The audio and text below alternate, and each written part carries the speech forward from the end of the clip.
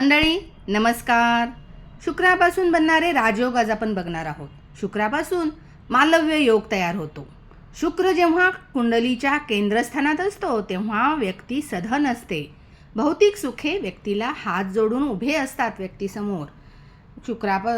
शुक्रामुळे कुंडलीमध्ये लक्ष्मीयोग तयार होतो. जेव्हा शुक्र आणि चंद्र या दोन ग्रहांची युती कुंडलीमध्ये होते तेव्हा व्यक्तीवर धनाची बरसात होते. व्यक्तीच्या घरामध्ये लक्ष्मीचे स्थिर वास्तव्य असते.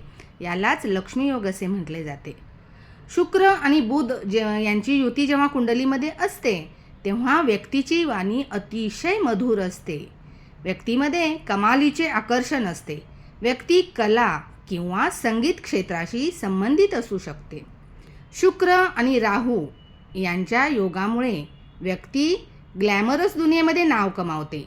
व्यक्ती फिल्म फॅशन क्षेत्रात नामांकित असते. विपरीत राजयोग जेव्हा शुक्र आणि शनी यांची युती कुंडलीमध्ये असते तेव्हा व्यक्तीला अतिशय संघर्ष करावा लागतो सुरुवातीला आणि त्यानंतर यशस्वी होण्याचा सक्सेसफुल होण्याचा व्यक्तीला जॅकपॉट लागतो. जर कुंडलीमध्ये शुक्र बलवान असेल, चांगल्या पोझिशनला असेल तर व्यक्तीला लक्झरी, प्रेम, लाईमलाईट मिळतेच मिळते. धन्यवाद.